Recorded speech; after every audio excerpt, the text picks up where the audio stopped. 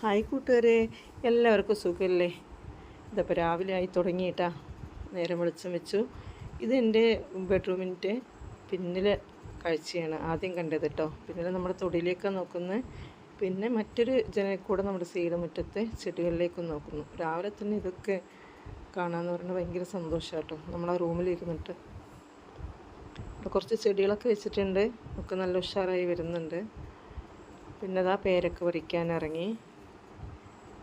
ഒന്ന് വെളിച്ചം വെച്ച് അപ്പം തൊടിയിൽ മുറ്റത്ത് കൂടെ ഒക്കെ ഇറങ്ങണം കേട്ടോ. അങ്ങനെ 2 പേരൊക്കെയാണ് ഇന്ന് കിട്ടിയത് കേട്ടോ.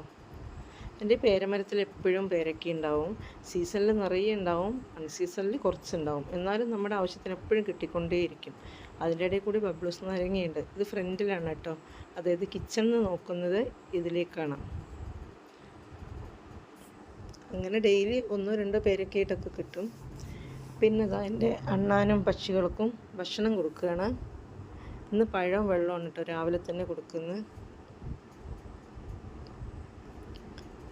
ഇതിന് ഓരോരുത്തരായി വന്നു തുടങ്ങും. അതിലേക്ക് വെള്ളം മാറ്റിയിട്ട് പുതിയ വെള്ളം ഡെയിലി ഒഴിച്ചു കൊടുക്കും. പിന്നെ ഇതാ പിന്നിലെ തൊടിയിൽ ഇറങ്ങിയിട്ട്, ഇത് ചാരപ്പൂവനാണ്, അപ്പോൾ വാഴ പുഴക്കാനാണ്. 1-2 പേരൊക്കെ വാഴ ചോദിച്ചിട്ടുണ്ട് കേട്ടോ, വാഴയുടെ കുട്ടി. അപ്പോൾ അവർക്ക് പുഴക്കി കൊടുക്കണം. പുഴക്കുന്നത് നല്ല പാടാണ്, എന്നാലും നമ്മൾ ചോദിക്കുന്നവർ നിരാശപ്പെടുത്തില്ല. ഇതങ്ങനെ പൂവിന്, ചാരപ്പൂവിന് എല്ലാം പുഴക്കി 4-5 പുഴക്കിയിട്ടുണ്ട്. ഇത് 2 ദിവസം മുമ്പ് ഞാൻ പറിച്ചത് നട്ടതാണ് കേട്ടോ.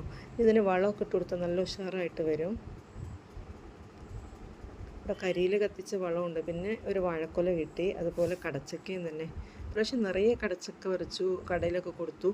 ഇത് കൊടുത്ത് കിട്ടുന്ന പൈസ കൊണ്ട് ആട്ടും കാഷ്ടവും മറ്റ് ചാണകപ്പൊടി ഇതൊക്കെ വാങ്ങിക്കും കേട്ടോ.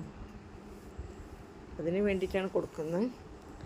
പിന്നെ അതാ എൻ്റെ പിന്നിൽ തൊടിയിൽ നിന്നുള്ള കാഴ്ചയാണ്. വാഗി ഇങ്ങനെ പൂത്തൊലഞ്ഞ് നിൽക്കുന്നുണ്ട്. എന്തൊരു ഭംഗിയാണ് കാണാൻ. ഇപ്പോൾ കുറച്ച് പൂവേ ഉള്ളൂ, ഇനി നിറയെ പൂത്ത് കഴിഞ്ഞാൽ നല്ല ഭംഗിയാണ് കാണാൻ. അപ്പോൾ ഇത്രയൊക്കെയാണ് ഇന്നത്തെ വിശേഷങ്ങൾ. എന്നെ ഒന്ന് സബ്സ്ക്രൈബ് ചെയ്ത് സപ്പോർട്ട് ചെയ്യണേ.